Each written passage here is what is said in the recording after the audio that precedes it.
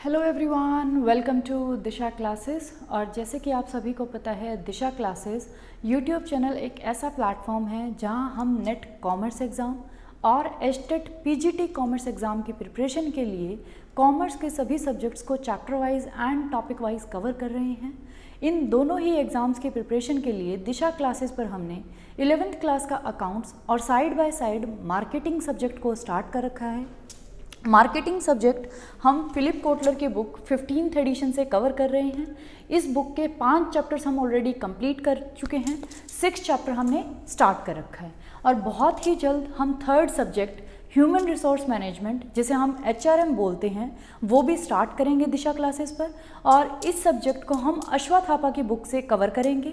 और जैसे कि आपको पता है, बहुत सारे बच्चों की डिमांड्स आती हैं कि मैम कॉमर्स के और भी सब्जेक्ट स्टार्ट कर दूं, तो उन सभी से मैं बताना चाहती हूं कि भी ये पॉसिबल नहीं है कि भी एक साथ में सभी सब्जेक्ट्स को स्टार्ट करूं, टाइम लगेगा। बट अगर आप मेरे चैनल को ग्रो करने में हेल्प करेंगे, वीडियोस को ज़्यादा से ज़्यादा शेयर करेंगे, अपने फ्रेंड्स से, अपने रिलेटिव से चैनल को सब्सक्राइब करवाएंगे, तो मैं आपको प्रॉमिस करती हूँ कि यूजीसी नेट कॉमर्स के जितने भी सब्जेक्ट्स एग्जाम में पूछे जाते हैं, उन सभी सब्जेक्ट से रिलेटेड वीडियोज़ मैं आपको यहाँ प्रोवाइड करवाऊँगी। तो जैसे चलो हम टॉपिक स्टार्ट करते हैं आज का। तो ये हमारा, अगर फिलिप कोटलर के अकॉर्डिंग देखेंगे तो है chapter number 16, developing pricing strategies and programs. इस चैप्टर के भी 12 पार्ट्स हम ऑलरेडी कंप्लीट कर चुके हैं। प्लेलिस्ट आप विजिट कर सकते हैं, वहाँ अपलोडेड हैं। आज की वीडियो में हम डिस्कस करेंगे पार्ट 13 को। पार्ट 13 स्टार्ट करने से पहले एक बार हम देख लेते हैं कि भाई लास्ट पार्ट में हम क्या डिस्कस कर रहे थे। तो लास्ट पार्ट की अगर मैं बात करूं तो उसमें हमने डिस्कस कर रहे थे कि भाई प्रोसेस ऑफ सेटिंग प्राइस, कि भी प्राइस सेट करने के लिए कंपनीज को एक प्रोसेस को फॉलो करना पड़ता है। और इस प्रोसेस में टोटल हमारे पास कितने स्टेप्स हैं? 6 स्टेप्स हैं। इन 6 स्टेप्स में से सबसे फर्स्ट स्टेप है सेलेक्टिंग प्राइसिंग ऑब्जेक्टिव। सबसे पहले कंपनी को प्राइस सेट करने से पहले अपने प्राइसिंग ऑब्जेक्टिव को सेलेक्ट करना पड़ेगा कि भी किस ऑब्जेक्टिव को वो प्राइसिंग के थ्रू अचीव करना चाहता है, या प्राइसिंग से रिलेटेड क्या उसका ऑब्जेक्टिव है। प्राइसिंग ऑब्जेक्टिव सेलेक्ट करने के बाद कंपनी को अपनी डिमांड को डिटरमाइन करना पड़ेगा कि मार्केट में उसके प्रोडक्ट की क्या डिमांड है। जब आप डिमांड को डिटरमाइन कर लेंगे तो 3rd स्टेप हमारा होगा एस्टिमेटिंग कॉस्ट। 3rd स्टेप पे हम अपने प्रोडक्ट को बनाने की क्या कॉस्ट हमें आती है उसको एस्टिमेट करेंगे, क्योंकि हमारा जो प्राइस है वो हमारे प्राइसिंग ऑब्जेक्टिव पे भी डिपेंड करता है, वो हमारी डिमांड के ऊपर भी डिपेंड करता है, और वो हमारी कॉस्ट के ऊपर भी डिपेंड करता है। क्योंकि मार्केट में क्या डिमांड है उसके बेसिस पे आपका जो आपका प्राइस है वो इफेक्ट होगा। मान लो मार्केट में डिमांड ही नहीं है, तो क्या आप अपने प्रोडक्ट का प्राइस हाई सेट कर सकते हैं? नहीं। और अगर डिमांड बहुत ज़्यादा है तो आप अपने प्रोडक्ट का प्राइस हाई भी सेट कर सकते हैं। तो डिमांड के ऊपर डिपेंड करता है कि भाई हमारे प्रोडक्ट का प्राइस क्या होगा। और जो अगर हम डिमांड की बात करें तो डिमांड एक मैक्सिमम प्राइस सेट कर देता है, जिसे हम बोलते हैं सीलिंग, कि भाई इससे ऊपर आप अपने प्रोडक्ट का प्राइस नहीं रखेंगे। क्योंकि जब आपने डिमांड को देखा तो डिमांड के बेसिस पे तो आप अपना प्राइसिंग करेंगे।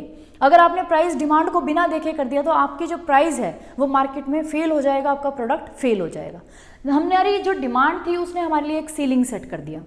फिर आती है कॉस्ट। क्या कोई भी कंपनी अपनी कॉस्ट से नीचे के प्राइस पे कभी भी प्रोडक्ट को बेचेगी? नहीं। हर एक कंपनी चाहती है कि भी उसके जो प्रोडक्ट का प्राइस हो उससे एटलीस्ट उसकी कॉस्ट तो कवर हो उस प्रोडक्ट को बनाने की। हम प्रॉफिट मार्जिन्स की बात नहीं करें। तो जो हमारी कॉस्ट होती है वो इसलिए एस्टिमेट करना ज़रूरी है क्योंकि कॉस्ट हमारे लिए एक फ्लोर का काम कर देती है कि भी ये मिनिमम प्राइस है जिससे नीचे आप अपने प्रोडक्ट का प्राइस नहीं रखेंगे या उसको सेल नहीं करेंगे। तो डिमांड ने हमारे लिए एक सीलिंग सेट कर दिया कि इससे ऊपर का प्राइस आपका नहीं हो सकता, और कॉस्ट ने हमारे लिए एक फ्लोर सेट कर दिया कि भी इससे मिनिमम प्राइस आप ये रखेंगे, इससे नीचे के प्राइस पे आप अपने प्रोडक्ट को सेल नहीं करेंगे। तो ये तीनों काम करने के बाद आज हम देखेंगे कि भाई हमारा 4th स्टेप क्या होगा। इन तीनों स्टेप्स को डिटेल में हम कवर कर चुके हैं पिछले पार्ट्स में, आप विजिट कर सकते हैं हमारी playlist marketing from Philip Kotler के नाम से। 4th स्टेप आज हम स्टार्ट करते हैं। अब जब आपने क्या करा,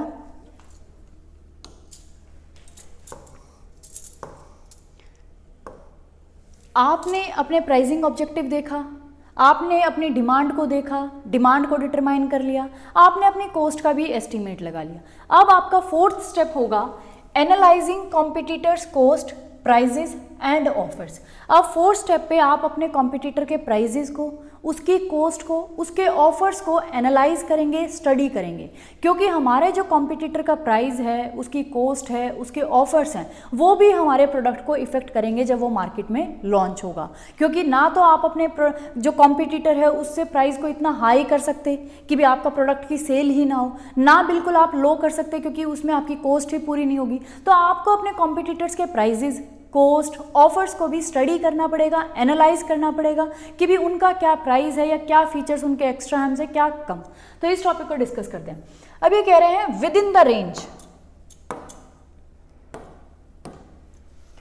the range of possible prices identified by market demand and company cost. अभी हमने बात करी थी कि जो आपका प्राइस की एक रेंज आइडेंटिफाई होगी वो किस किस के बीच में होगी, मार्केट डिमांड और कंपनी की कॉस्ट। क्योंकि अभी अभी मैंने आपको बताया था कि भी जो हमारी डिमांड है वो हमारे लिए एक सीलिंग तैयार कर देती है कि भी ये आपका मैक्सिमम प्राइस होगा।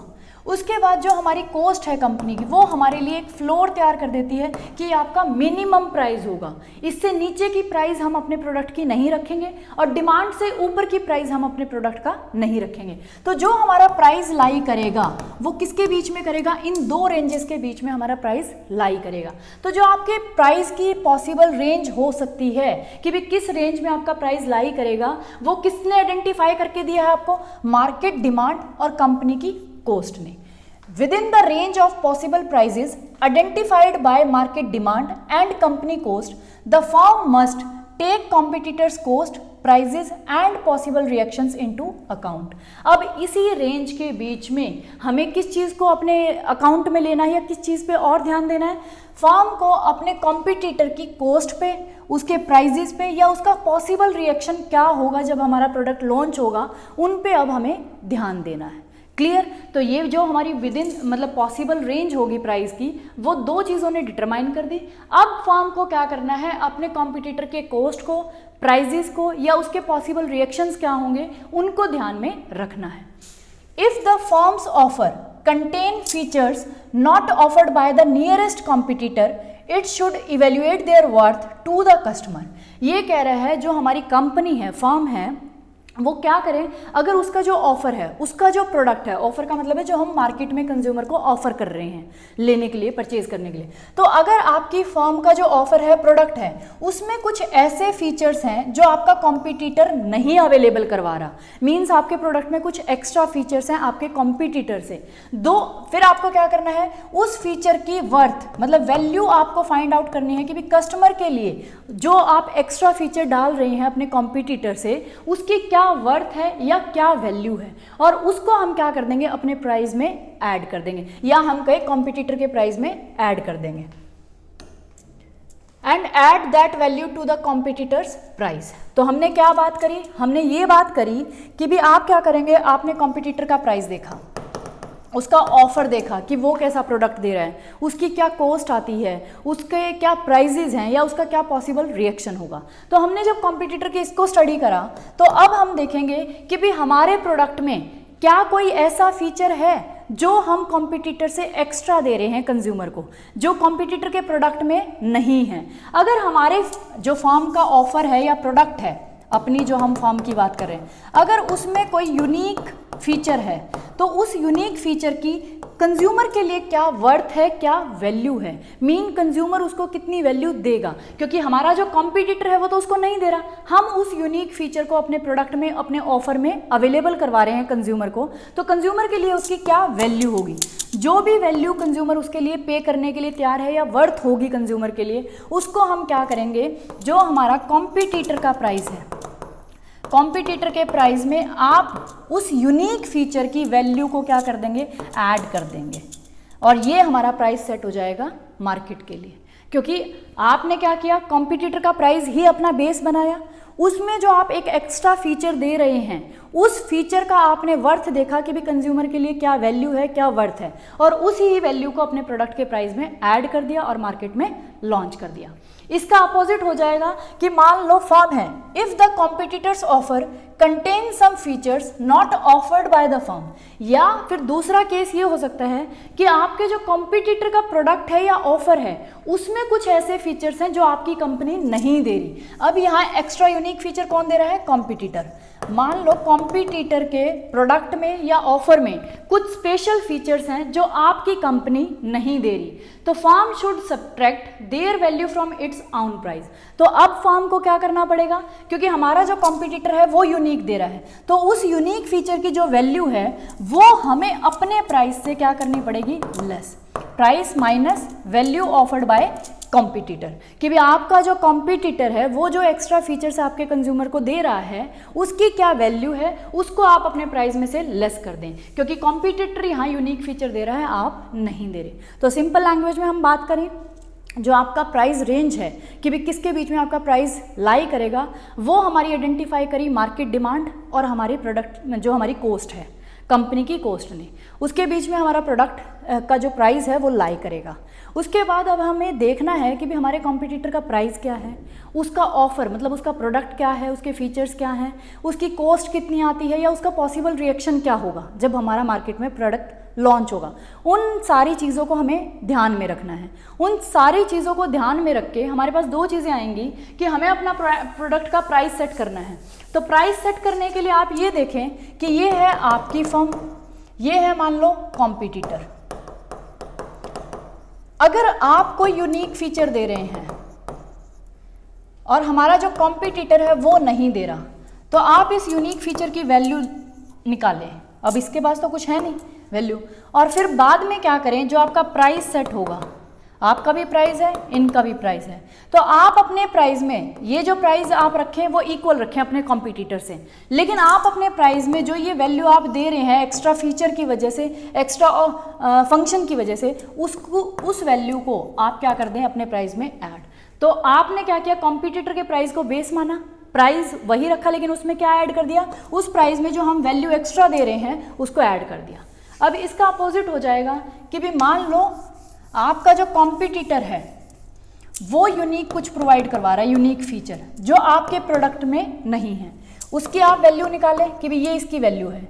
उसके बाद जो ये प्राइस होगा कॉम्पिटिटर का, आप क्या करें, आप यूनिक फीचर या जो भी ऑफर है उसमें यूनिक फंक्शन को नहीं दे रहे, तो आपकी वैल्यू यहाँ जीरो होगी। तो आप जो अपना प्राइस रख रहे हैं इसके इक्वल, उसमें से उस वैल्यू के प्राइस को क्या कर दें, लेस, क्योंकि आपका कॉम्पिटिटर एक्स्ट्रा दे रहा है तो उसका एक्स्ट्रा चार्ज करना बनता है। लेकिन आप क्या करें, अपने प्राइस में से उस वैल्यू को, उस फंक्शन के या फीचर की वर्थ को आप क्या कर दें, लेस कर दें और अपना प्राइस सेट कर लें। क्लियर? ये था हमारा टॉपिक। इसके बाद एक और टॉपिक है इसी में,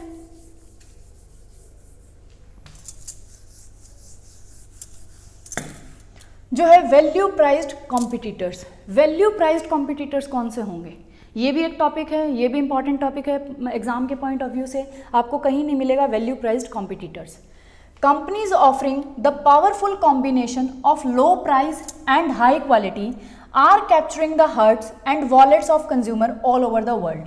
ये कह रहा है ऐसी कंपनीज जो पावरफुल कॉम्बिनेशन दे रही हैं। किस चीज़ का powerful combination, low price and high quality, means वो प्राइस भी लो मतलब लो प्राइस रख रही हैं प्रोडक्ट्स का, और जो क्वालिटी प्रोवाइड करवा रही हैं वो हाई क्वालिटी। हाई क्वालिटी और लो प्राइस का जो कॉम्बिनेशन है उसको कुछ कंपनीज ऑफर कर रही हैं, जिससे वो कंज्यूमर्स के हार्ट्स को और वॉलेट्स को कैप्चर कर रही हैं। क्लियर? वैल्यू प्लेयर्स, अगर हम इन वैल्यू प्लेयर्स की बात करें जो ऐसा कर रही हैं, ऐसी कंपनीज जो ये कॉम्बिनेशन अवेलेबल करवा रही हैं लो प्राइस का एंड हाई क्वालिटी का, उसके एग्जाम्पल है LD, E-Trade financial, jet blue airways, south west airlines, target, walmart, are transforming. जो ये वैल्यू प्लेयर्स हैं जो एक ऐसा कॉम्बिनेशन प्रोवाइड करवा रही हैं लो प्राइस का एंड हाई क्वालिटी का, आर ट्रांसफॉर्मिंग। ये क्या ट्रांसफॉर्म कर रही है, the way consumer of nearly every age and income level purchase groceries, apparel, airline tickets, financial services and other goods and services. तो ये सारी कंपनीज जिन्हें हमने बोला है वैल्यू कंपनीज या वैल्यू प्लेयर्स, ये वैल्यू प्लेयर्स हमारे जो कंज्यूमर्स हैं, हर एक एज के या हर एक इनकम लेवल के उनके परचेजिंग जो तरीका है या वे होता था उसको चेंज कर रहे हैं। पहले उनका जो तरीका था ग्रोसरीज खरीदने का, अपैरल खरीदने का, एयरलाइन टिकट्स खरीदने का, फाइनेंशियल सर्विसेज खरीदने का या अदर गुड्स एंड सर्विसेज को खरीदने का, उस तरीके को, उस वे को क्या कर रही हैं, ट्रांसफॉर्म कर रही हैं, चेंज कर रही हैं। क्योंकि ये नई कंपनीज हैं जिन्हें हमने बोला है वैल्यू प्लेयर्स। और वैल्यू प्लेयर्स क्यों बोला है? क्योंकि एक ऐसा कॉम्बिनेशन प्रोवाइड करवा रही हैं, मींस प्रोडक्ट की जो क्वालिटी है वो तो हाई है लेकिन विद लो प्राइस, और उसका प्राइस कैसा है, लो। और इसी वजह से हमारे जो कंज्यूमर्स हैं, हर एक एज के consumers of nearly every age and income level, हर एक कंज्यूमर जो किसी भी इनकम लेवल का है या किसी भी एज का है, उसके तरीके को चेंज कर रही हैं, उसको ट्रांसफॉर्म कर रही है कि जैसे वो पहले अपनी ग्रोसरीज परचेज करता था, एयरलाइन टिकट्स करता था या फाइनेंशियल सर्विसेज थी या कोई और goods and services. Clear?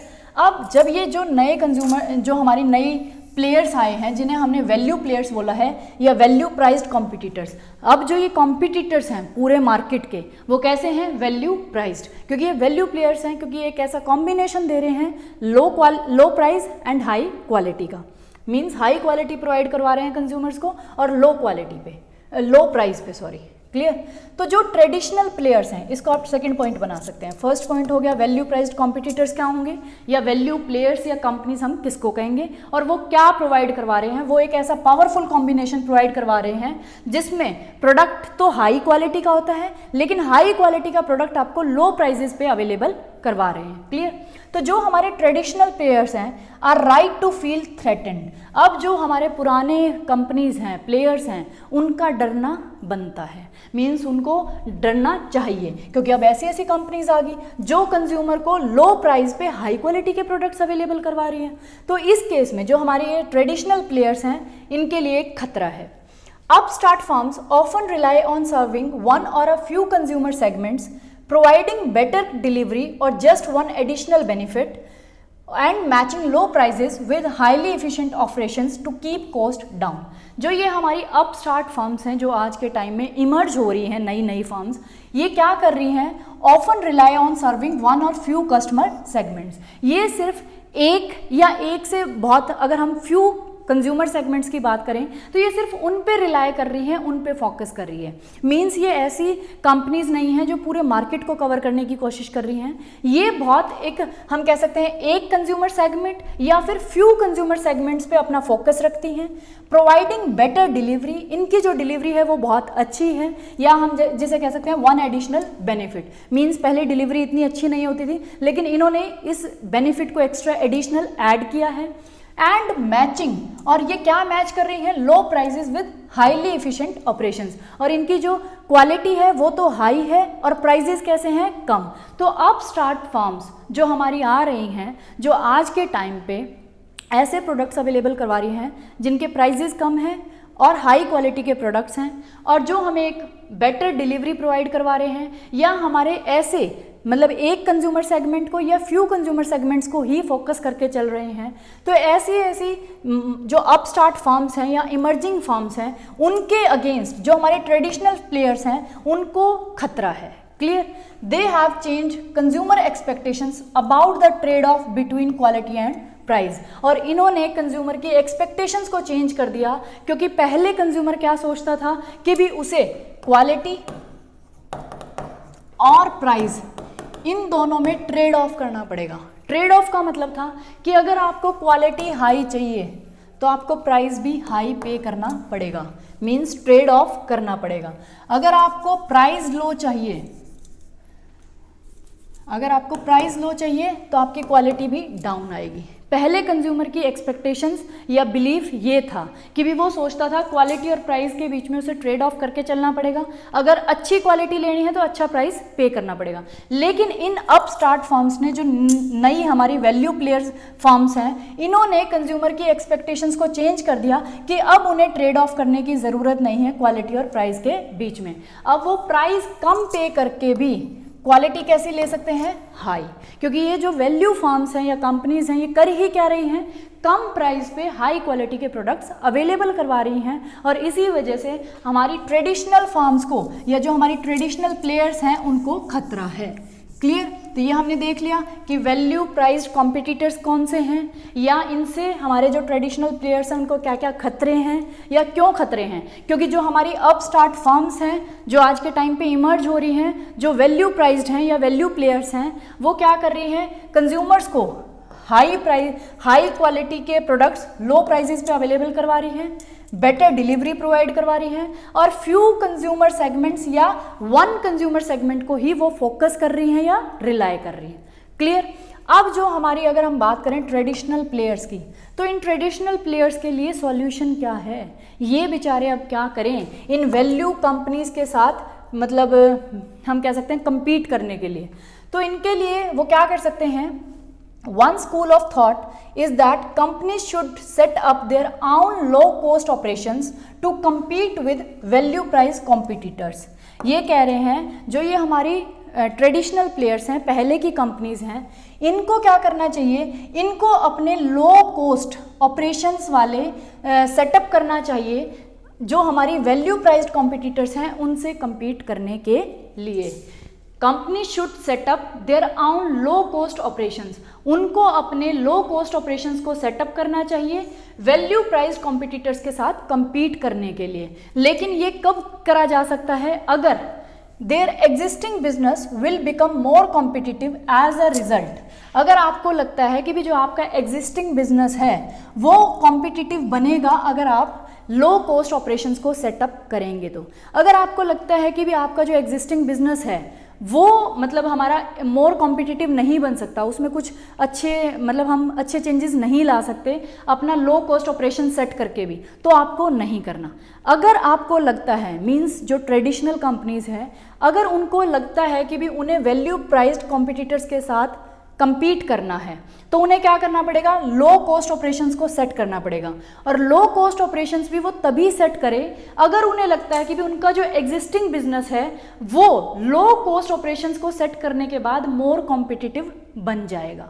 Clear. तो इनके लिए एक सॉल्यूशन क्या है ट्रेडिशनल प्लेयर्स के लिए, कि भी अगर आपको लगता है आपका existing business low cost operations को सेट करने के बाद मोर कॉम्पिटिटिव बन जाएगा और आप वैल्यू प्राइस्ड कॉम्पिटिटर से compete कर सकते हैं, तो ही आपको लो कॉस्ट ऑपरेशंस को सेटअप करना चाहिए।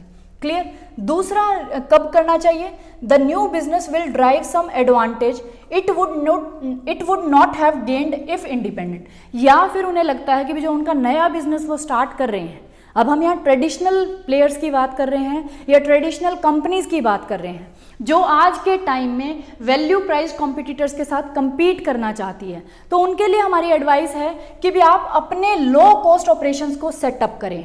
और लो कॉस्ट ऑपरेशंस को भी कब सेटअप करना है, अगर आपको या तो लगता है कि भी आपका एग्जिस्टिंग बिजनेस मोर कॉम्पिटिटिव या इफेक्टिव बनेगा इनको सेट करने के बाद, या आपको लगता है कि भी जो आपका नया बिजनेस है उसको कुछ एडवांटेजेस मिलेगी जो वो अकेले इंडिपेंडेंट रहकर नहीं गेन कर सकता। मीन्स अगर आपने नया बिजनेस शुरू करा है और आपको लगता है कि वो नया बिजनेस इंडिपेंडेंटली कुछ एडवांटेज को नहीं गेन करेगा, अगर हम पुराने एग्जिस्टिंग वाले बिजनेस में कुछ लो कॉस्ट ऑपरेशंस को नहीं सेटअप करते तो नए वाला जो बिजनेस है वो कुछ एडवांटेजेस को लूज कर देगा, वो कुछ एडवांटेजेस को गेन नहीं कर पाएगा। तो आपको लो कॉस्ट ऑपरेशंस सेटअप करना चाहिए। क्लियर। जैसे अभी हमने बात करी low cost operations setup by किन किन कंपनीज ने सेटअप किया, HSBC एक बैंक है लंदन का, Merrill Lynch, Royal Bank of Scotland, First Direct, ING direct, इन बहुत सारों ने किया सक्सीड, और ये सक्सेस भी हुई, इनको सक्सेस भी मिली। Succeed in part thanks to synergies between the old and new lines of business. और इन्हें सक्सेस क्यों मिली, क्योंकि इन्होंने अपने ओल्ड लाइन ऑफ बिजनेस को न्यू लाइन्स ऑफ बिजनेस के साथ क्या कर दिया, साइनर्जी कर दिया, मीन्स लिंक कर दिया, इन्होंने ओल्ड प्लस न्यू कर दिया। मीन्स अपने अंदर कुछ चेंजेस लेके आए, कुछ ऑपरेशंस को जिन्हें हमने बोला है लो कॉस्ट ऑपरेशंस, क्योंकि आपके जो एग्जिस्टिंग ओल्ड वाले हैं उसमें तो आप ऐसा कुछ भी नहीं कर सकते कि भी जिससे आप चेंज करें, वो तो आपने इस्टेब्लिश कर रखा है। लेकिन अब जो वैल्यू प्राइस्ड कॉम्पिटिटर्स हैं वो बहुत सारी चीज़ें कंज्यूमर को प्रोवाइड करवा रहे हैं, जैसे हाई क्वालिटी लो प्राइजेस पे, बेटर डिलीवरी। तो आप क्या कर सकते हैं, इस ओल्ड वाले को ना छेड़ के अब लो कॉस्ट ऑपरेशंस मीन्स किसी नई लाइन में नए लाइन ऑफ बिजनेस में आप लो कॉस्ट ऑपरेशंस को सेटअप करें, जिससे आपका ओल्ड और जब न्यू साइनाइड जो होएगा तो उससे आपको सक्सेस मिलेगी। लेकिन हमारे पास बहुत सारे वो भी हैं मतलब जिन्होंने फेलियर भी अचीव किया है साइनर्जीज को लाके। Major airlines have also introduce their own low cost carriers. जैसे बहुत सारी एयरलाइंस थी, उन्होंने अपने ही लो कॉस्ट कैरियर्स को लॉन्च किया जिससे उन्हें सक्सेस मिली। बट, लेकिन एक बट है, बट बहुत सारे एग्जाम्पल्स है जैसे इन्होंने दे रखे हैं, have all been unsuccessful due in part to lack of synergies. और बहुत सारे हमारे ऐसे ट्रेडिशनल प्लेयर्स थे जो अपने ओल्ड बिजनेस और न्यू बिजनेस ऑफ लाइंस के बीच में साइनर्जी नहीं क्रिएट कर पाए, तो वो क्या हो गए, अनसक्सेसफुल या मार्केट में फेल हो गए। तो इसीलिए हमने कहा है कि जो हमारे ट्रेडिशनल प्लेयर्स हैं उनको अपना लो कॉस्ट ऑपरेशंस को सेट करना पड़ेगा अगर उन्हें मार्केट में वैल्यू प्राइस्ड जो आज के अपस्टार्ट कंपनीज हैं उनके साथ compete करने के लिए वो करना पड़ेगा। मीन्स अपने ओल्ड बिजनेस और न्यू बिजनेस को साइनर्जी करना पड़ेगा। अगर आप साइनर्जीज नहीं कर पाएंगे तो आप मार्केट में सक्सेसफुल नहीं हो सकते। ये था हमारा फोर्थ टॉपिक कि प्राइस सेट करने के लिए आपको अपने कॉम्पिटिटर के प्राइजेस को, उनके ऑफर्स को, मतलब उनके प्रोडक्ट को, उसके फीचर्स को, उसकी कॉस्ट को और उसके पॉसिबल रिएक्शन को क्या करना पड़ेगा, स्टडी एनालाइज करना पड़ेगा। अगर आपको कोई भी डाउट होता है तो आप मुझे कमेंट बॉक्स में लिख सकते हैं। और मेरे जितने भी व्यूवर्स हैं उन सभी से रिक्वेस्ट है, अगर आपने अभी तक चैनल को सब्सक्राइब नहीं करा तो प्लीज़ चैनल को सब्सक्राइब कर लें। आपको सिर्फ एक सब्सक्राइब के बटन पे क्लिक करना है और वीडियोस को ज़्यादा से ज़्यादा शेयर करें अपने फ्रेंड्स के साथ, रिलेटिव्स के साथ, ताकि और सब्जेक्ट से रिलेटेड वीडियोस भी मैं आपके लिए दिशा क्लासेस पे अवेलेबल करवा पाऊँ। अगर मुझे रिस्पांस अच्छा मिलेगा स्टूडेंट्स से तो मैं आपको प्रॉमिस करती हूँ कि कॉमर्स से रिलेटेड जितने भी सब्जेक्ट्स हैं जो नेट कॉमर्स एग्ज़ाम में पूछे जाते हैं उनकी बेस्ट बुक से आपको यहाँ वीडियोज़ अवेलेबल करवाऊँगी। जैसे मार्केटिंग की जो वीडियोज़ हैं या मार्केटिंग सब्जेक्ट फिलिप कोटलर से अच्छा किसी बुक में नहीं है, या जो आपके क्वेश्चंस पूछे जाते हैं वो हाई लेवल की बुक से ही पूछे जाते हैं। जैसे फिलिप कोटलर, HRM के जो क्वेश्चंस पूछे जाते हैं वो अश्वत्थापा जैसी बुक्स से पूछे जाते हैं। तो ऐसी बुक्स जो हाई लेवल की बुक्स हैं उनसे ही आपको यहाँ मैं हर एक सब्जेक्ट को प्रिपेयर करवाऊँगी कॉमर्स के, अगर आप मेरे चैनल को ग्रो करने में हेल्प करते हैं। और प्लीज़ आप सभी से एक ही रिक्वेस्ट है, जितना हो सके वीडियोस को शेयर करें ताकि उन बच्चों तक भी पहुंचे जिन्हें ये नहीं पता कि भी कॉमर्स के सब्जेक्ट्स को अच्छी बुक से तैयार करना है तो कहाँ से करना है। क्योंकि जब मैं एक स्टूडेंट थी तो मैं जब नेट कॉमर्स एग्ज़ाम की प्रिपरेशन कर रही थी तो मैंने देखा कि भी कहीं भी यूट्यूब का कोई भी ऐसा चैनल नहीं है जो आपको मार्केटिंग फिलिप कोटलर की बुक से करवाए या HRM अश्वत्थापा की बुक से करवाए और इतनी डिटेल में chapter wise and topic wise. मैं आपके लिए यहाँ ये नहीं है कि भी इंपॉर्टेंट चैप्टर्स को कवर कर रही हूँ, मैं एक भी टॉपिक आपके लिए नहीं छोड़ रही बीच में कि भी आपका एक भी टॉपिक मिस हो। क्योंकि अगर कोई MBA का स्टूडेंट है वो मार्केटिंग को पढ़ना चाहता है तो वो भी पढ़ सकता है, जिसका एक भी टॉपिक ना छोड़े। बीच में बच्चे को ये ना हो कि भी उसने फिलिप कोटलर के मेन टॉपिक्स को कर लिया एक चैप्टर के और बीच के उसके कुछ टॉपिक्स मिसिंग हो। तो हम कंप्लीट चैप्टर को यहाँ टॉपिक वाइज कवर कर रहे हैं। इसीलिए मेरी आप सबसे रिक्वेस्ट है, प्लीज़ वीडियोस को शेयर कर दिया करो अपने फ्रेंड्स के साथ, अपने रिलेटिव्स के साथ और चैनल को ग्रो करने में हेल्प करें। Thank you for watching Disha classes and spotting me.